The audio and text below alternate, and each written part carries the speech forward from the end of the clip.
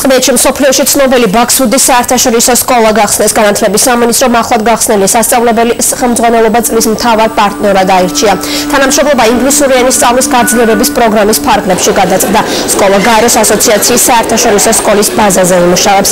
ბაქსუდის საერთაშორისო სკოლათა ქსელი მსოფლიოს 14 ქვეყანაშია გახსნილი.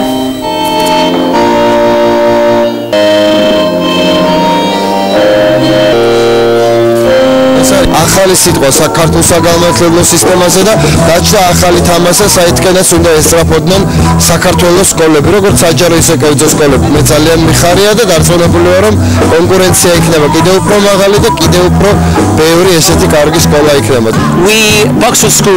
ბაქსუდის სკოლა ახლა უკვე თბილისშია. ჩვენ ამ სკოლაში ბავშვებს ორ ენაზე ვასწავლით. ჩვენ სკოლაში ყველაფერი ინგლისურ ტრადიციებზეა დამყარებული. დღეს ჩვენი სკოლის გახსნის დღეა. ბაქსუდის სკოლები მსოფლიოს 14 ქვეყანაშია. In the opening day.